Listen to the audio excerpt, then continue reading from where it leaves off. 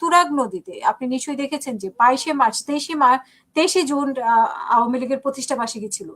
22শে June meeting করেছে, এই মানে কয়েকজনের লাশ পাওয়া গেছে 25শে জুন তুরাগ নদীতে। তো এইটা নিয়ে একটা ঘোলাটে পরিস্থিতি, পরিবার কিছু বলছে না, পুলিশ ব্যাখ্যা দিচ্ছে অন্যরকম। তো এটা নিয়ে কেউ মানে খোলাসা হচ্ছে না। তো এটা হ্যাঁ, রহস্য।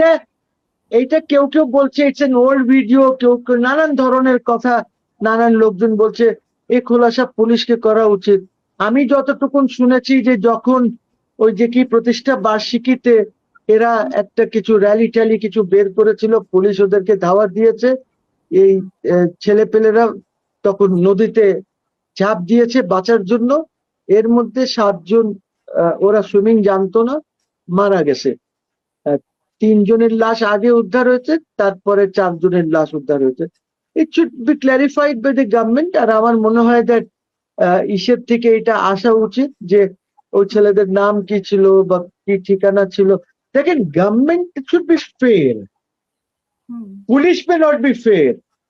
তো পুলিশের জন্য দেখেন, পুলিশকে তো হত্যা করা হয়েছে না, অনেক পুলিশকে তারা ঠেকাইতে পারছে, পারে নাই। কত থানা লুট হয়েছে ওই 24শে অগস্টের সময়, ঠেকাইতে পেরেছে? বন্দুক টন্দুক ছিল, সব নিয়ে গেছে, ঠিক আছে। তো পুলিশ মাস্ট আন্ডারস্ট্যান্ড দ্যাট আমাকে আইনের ভিতর। জি, যে অস্ত্র লুটপাট হয়েছিল সেই এখনো অস্ত্র সব উদ্ধার হয়নি, সব উদ্ধার হয়নি, সব উদ্ধার হয়নি। এইটা যদি আমি মনে করি, যদি এই 2 বছর ওয়েস্ট হয়েছে ইউনূসের সময়, যদি হয়তো ইলেকশন যদি আগে হয়ে যেত, তাহলে হয়তো পুলিশের মোটিভেশন বা এইগুলি ভালো হতো। পুলিশ ইজ স্টিল ডিমোটিভেটেড, পুলিশের কোনো মোটিভেশন নাই। তো এই প্রবলেম আছে, গভর্নমেন্ট হ্যাজ টু হ্যান্ডেল ইট। আরেকটা জিনিস, আমরা কলেমা মানে লেখা পতাকা দেখতে পাচ্ছি বিভিন্ন জায়গায়, মানে এটাও বা কিসের ইঙ্গিত দিচ্ছে? কলেমার পতাকা, সাদা সাদা ওই পতাকা। আইসিসের পতাকা, হুম এইখানে। আইসিসের পতাকা, ওই যে লা ইলাহা ইল্লাল্লাহ লেখা সাদা, হ্যাঁ, হ্যাঁ। এটার ইঙ্গিত কিসের দিচ্ছে? এটা ইঙ্গিত দিচ্ছে দ্যাট ইউ হ্যাভ গট জঙ্গি, ইউ হ্যাভ গট জঙ্গি। মানে জঙ্গি আছে, এই জঙ্গিদেরকে কারা ট্রেন করছে, কারা আসছে, এইটা তো যে প্লেনের ম্যানিফেস্ট যেটা থাকে প্যাসেঞ্জারদের, ওইসব লিস্ট দেখে এজেন্সিস গুলি বের করুক যে কারা আসছে, কারা ওদেরকে হেল্প করেছে, টাকা কে দিচ্ছে। বুঝছি, আমি তো 100 লোকের র্যালি করতে পারি না টাকার অভাবে। আর এইখানে দেখো কিভাবে ফ্ল্যাগস, এটা তো ওই যে ইসলামিক স্টেটের ফ্ল্যাগস, এই ফ্ল্যাগ গুলি, ঠিক আছে, আইসিস এর। আইসিস আইসিস তো কোনো ইসলামিক সংগঠন না।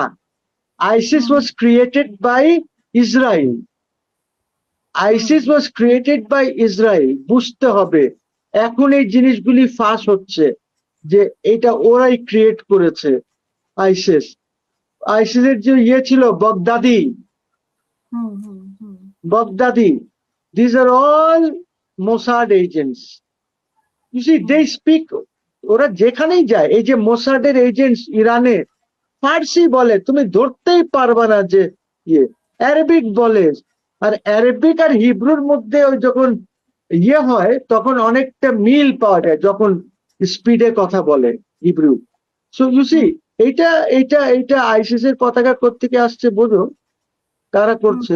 আমি আর এটা ভিতরে ঢুকলাম না। ইন্টেলিজেন্স এজেন্সিস আছে তো আমাদের এখানে, একটা দুইটা না তো, অনেকগুলি আছে। আমাদের এখানে ডিজিএফআই আছে, আমাদের এখানে ডিএমআই আছে, আমাদের এখানে এয়ারফোর্স ইন্টেলিজেন্স আছে, নেভাল ইন্টেলিজেন্স আছে, আমাদের এসবি আছে, আমাদের এনএসআই আছে। আর আরো হয়তো থাকতে পারে, গুপ্ত থাকতে পারে। তো বাংলাদেশে তো গুপ্ত একটা আছে, গুপ্ত ইন্টেলিজেন্স এজেন্সি তো থাকতে পারে।